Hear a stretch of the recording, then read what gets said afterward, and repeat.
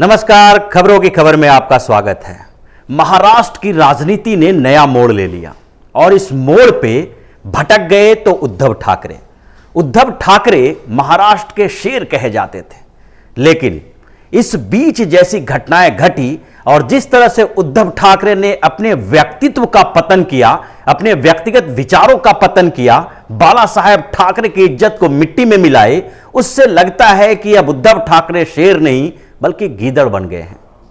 पूरे घटनाक्रम को देखिए। करीब एक महीने तक ये सत्ता का संघर्ष चलता रहा और उद्धव ठाकरे दरवाजे दरवाजे घूमते रहे। सबसे पहले अगर शरद पवार को मनाने की बात करें तो लगातार शरद पवार ये बात बोलते रहे कि जनता ने हमें विपक्ष में बैठने का मौका दिया है, जनता ने हमें विपक्ष में बैठने का मौका दिया है और हम सरकार नहीं बनाएंगे, हम सरकार में शामिल नहीं होंगे। लेकिन उद्धव ठाकरे बार बार उनके पास दूत भेजते रहे। उद्धव ठाकरे जो शिवसेना महाराष्ट्र में ऐसी स्थिति में थी कि उसकी एक आवाज पे महाराष्ट्र बंद हो जाए, मुंबई में ताला लग जाए, और वो शिवसेना के अध्यक्ष आज गिड़गिड़ाते नजर आ रहे हैं। क्यों? क्योंकि उन्हें सत्ता चाहिए, क्योंकि उन्हें कुर्सी चाहिए। अब पहले जो रिमोट कंट्रोल से सरकार चलाते थे और खुद शेर बन के रहते थे, आज वही कुर्सी के लिए वो गीदड़ बन गए हैं। उन्हें अब दहाड़ने की आदत उनकी जो थी वो चली गई। पिछले 5 साल से सत्ता में तो वो थे, लेकिन शेर की तरह थे। पिछले 5 सालों में भाजपा के सहयोग से सरकार बनी थी और शिवसेना भी उस सरकार में शामिल हुई थी। और लेकिन इतने सालों में 5 सालों तक उद्धव ठाकरे लगातार दहाड़ते रहे। किसी भी मौका को उन्होंने अपने हाथ से जाने नहीं दिया। बार बार मोदी सरकार की आलोचना करते रहे, यहां तक कि केंद्र में उनकी भागीदारी थी, लेकिन फिर भी वो केंद्र के लिए भी, केंद्र की नीतियों के खिलाफ भी आवाज उठाते रहे। और महाराष्ट्र की बात तो छोड़ ही दीजिए, महाराष्ट्र में तो सत्ता में रहते हुए वो विपक्ष की भूमिका निभा रहे थे। लेकिन अब क्या होगा? अब वो सत्ता में हैं, सत्ता में आ जाएंगे और कुछ समय बाद वो मुख्यमंत्री की शपथ ले लेंगे, लेकिन फिर वो भीगी बिल्ली बन जाएंगे। वो जो दहाड़ शिवसेना की थी, वो दहाड़ अब मिमियाहट में तब्दील हो जाएगी, क्योंकि जिस तरह का व्यवहार उन्होंने पिछले 1 महीने से दिखाया है, उससे तो ये लगता है कि अगले कुछ सालों तक, जब तक कि वो सत्ता में रहे, हो सकता है कि ये साल भी ना हो, कुछ महीने ही हो, लेकिन जितने दिन तक सत्ता में रहेंगे उसी स्थिति में रहेंगे। कांग्रेस के दरवाजे पे जाएंगे, शरद पवार के दरवाजे पे जाएंगे और मत्था टेकेंगे। मातोश्री, ऐसा जगह जो मुंबई के राजनीतिक का केंद्र माना जाता था, जहां पे बड़े बड़े नेता अभिनेता पहुंचते थे, लेकिन अब वो सुनसान हो जाएगा। मातोश्री जाने वाले लोग नहीं मिलेंगे, बल्कि जाने वाले लोग मिलेंगे शरद पवार के घर पे, सोनिया गांधी के दरवाजे पे। वो वहां पर अगर महाराष्ट्र में कुछ करवाना है, महाराष्ट्र में उन्हें फेवर चाहिए, महाराष्ट्र की सरकार से उन्हें निवेदन करना होगा, तो वो उद्धव ठाकरे के दरवाजे पे नहीं जाएंगे, क्योंकि उद्धव ठाकरे तो अब कठपुतली बन चुके हैं। सत्ता के लोभ में उन्होंने अपने पूरे विचार, सिद्धांत सबको गिरवी रख दिया, और ऐसे में कहा नहीं जा सकता कि वो जिस अंदाज में पहले रहते थे उसी अंदाज में अब रह पाएंगे। जिस तरह से सरकार में अपनी भागीदारी को लेके वो पहले संघर्ष कर रहे थे, पहले लड़ रहे थे, और भाजपा के साथ सरकार बनाने के समय, भाजपा के साथ नेगोशिएशन करने के समय वो पावर शेयरिंग की बात कर रहे थे, बोल रहे थे कि 50-50% चाहिए दोनों के बीच। लेकिन अब ये तिकड़ी सरकार बनी है, 3 दलों की सरकार बनी है, और उसमें इनका पावर शेयरिंग कहां गया? क्या मुख्यमंत्री के बाद और सारे मंत्री और सारे मंत्रालय बेकार होते हैं और सारे मंत्रालय में काम नहीं होता है? सिर्फ मुख्यमंत्री ही सबसे प्रमुख होता है और उसके अलावा जितने मंत्री हैं वो निकम्मे होते हैं? अगर पावर में रहना है तो अन्य मंत्रालयों पर भी ध्यान देना होगा, क्योंकि मंत्री और मंत्रालय जो है वो काम करते हैं, अलग अलग क्षेत्रों में काम करते हैं। लेकिन 50% का इनका शेयर, पावर में शेयरिंग, ये कहां जाएगा? केवल 15 मंत्री बन पाएंगे उद्धव ठाकरे के, क्योंकि 15-15 और 12 का रेशियो तय हुआ है। ऐसा जो जानकारी जैसी मिल रही है उससे यही पता चलता है कि उप मुख्यमंत्री भी एनसीपी का होगा, विधानसभा अध्यक्ष जो होंगे कांग्रेस के होंगे। तो बचेगा क्या? उद्धव ठाकरे के पास दिखाने के लिए सीएम की कुर्सी तो होगी, लेकिन सत्ता की कमान उनके पास कभी नहीं हो सकती है, और यही तो चाहते थे वो। जबकि भाजपा के साथ अगर वो सरकार में रहते तो मुख्यमंत्री की कुर्सी उन्हें मिले या न मिले, लेकिन सत्ता की चाबी उनके पास जरूर होती। और वो सत्ता की चाबी अब उन्होंने सोनिया गांधी और शरद पवार को दे दिया है।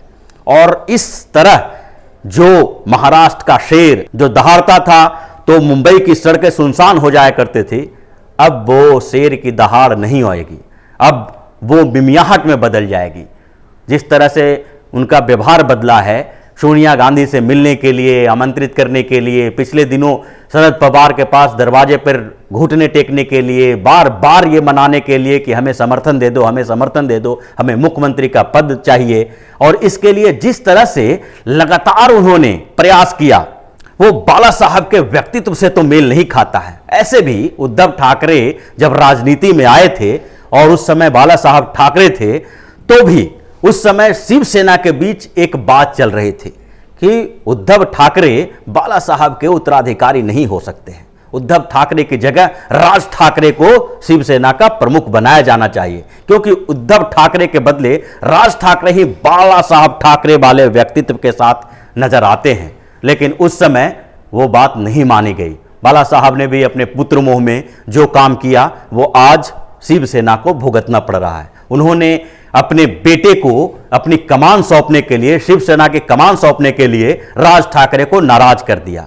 राज ठाकरे भी कितने दिनों तक उनके साथ रहते, क्योंकि उन्हें भी पता था उद्धव ठाकरे के व्यक्तित्व को, उन्हें भी जानकारी थी उद्धव ठाकरे क्या करने वाले हैं और क्या कर सकते हैं। महाराष्ट्र की राजनीति में वो जो कुछ भी कर ले, लेकिन महाराष्ट्र की राजनीति के अलावा जो व्यक्तित्व होता है वो लोगों के बीच होता है। व्यक्तित्व की छाप लोगों के ऊपर पड़ती है, और वो छाप तो उनमें नहीं दिखाई पड़ रही थी। और राज ठाकरे इस बात को समझते थे, बाला साहब ठाकरे उस बात को नहीं समझ पाए।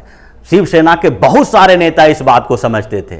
आज भी राज ठाकरे राजनीति में बहुत ऊंची जगह पर नहीं पहुंचे हैं, लेकिन अगर व्यक्तित्व की बात करें तो राज ठाकरे का व्यक्तित्व उद्धव ठाकरे से ज्यादा मजबूत नजर आता है। लगता है कि बाल ठाकरे के बाद अगर शिवसेना को उसका नेतृत्व देने के लिए कोई मिलना चाहिए था तो वो राज ठाकरे को मिलना चाहिए था। शिवसेना में फूट पड़ गई उसी आधार पे। और अब जिस तरह से उद्धव ठाकरे अपनी आगे की राजनीति करने वाले हैं, उस स्तर पर तो देखा जाए तो शिवसेना में फिर से फूट पड़ेगी, फिर से परेशानियां पैदा होगी, और ये फिर उसी मंच पे आ जाएंगे जहां से सोनिया गांधी और शरद पवार के तलवे चाटने की जरूरत पड़ जाएगी, क्योंकि शिवसेना की औकात कम हो गई है और इसमें कोई दो राय नहीं है। शरद पवार और सोनिया गांधी उनके संचालन की जिम्मेदारी अपने ऊपर ले लिया है।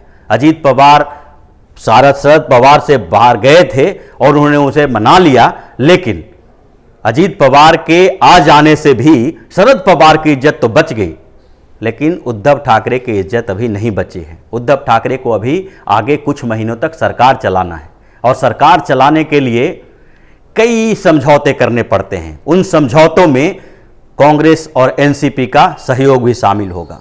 पिछले दिनों से ये खबरें चल रही है कि एनसीपी के कई नेता जो हैं वो घोटालों में फंसे हुए हैं। यहां तक कि कांग्रेस के पूर्व मुख्यमंत्री अशोक चौहान के ऊपर भी ईडी का शिकंजा कसने वाला है। ईडी ने छापेमारी शुरू कर दी है और उसकी जांच जोर शोर पर है कि अशोक चौहान की आदर्श सोसाइटी घोटाले में कैसी भूमिका थी। अशोक चौहान को पहले भी आदर्श सोसाइटी घोटाले के कारण ही अपने पद से इस्तीफा देना पड़ा था, लेकिन अब उनकी सरकार में जो जांच होगी उसको प्रभावित करने के लिए उद्धव ठाकरे के ऊपर जोर डाला जाएगा।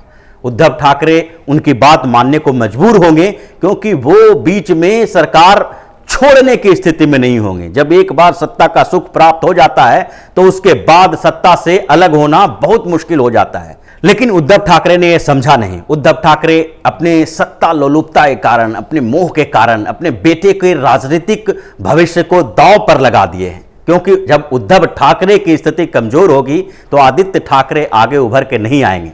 अब आएंगे महाराष्ट्र में और शिवसेना के बीच से, यानी शिवसेना के विचारों के बीच से उभर के अगर कोई आएंगे तो वो आएंगे राज ठाकरे, और राज ठाकरे को किसी न किसी स्तर पर भाजपा का समर्थन मिलेगा, दोनों के बीच गठबंधन होगी, और आगे शिवसेना के जो लोग अभी तक किसी भी तरह से बाला साहब के सिद्धांतों के कारण, बाला साहब के कारण, बाला साहब के प्रति उनके मन में जो इज्जत थी उसके कारण शिवसेना के साथ थे, राज ठाकरे के साथ नहीं जा रहे थे। उन्हें भी यह मौका मिल जाएगा कि अब उद्धव ठाकरे के बजाय राज ठाकरे के पास जाएं और राज ठाकरे का समर्थन करें।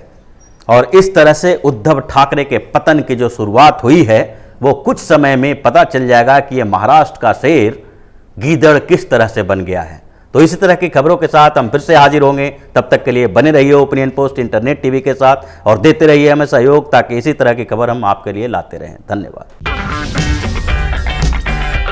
अगर आपको हमारा वीडियो पसंद आया हो तो इसे लाइक करें, हमारे चैनल को सब्सक्राइब करें और हाँ, बेल आइकन दबाना ना भूलें, ताकि आप तक हमारे वीडियो की नोटिफिकेशन पहुंचती रहे। आप अपना सुझाव हमें कमेंट बॉक्स में दे सकते हैं। हमारे साथ जुड़ने के लिए शुक्रिया।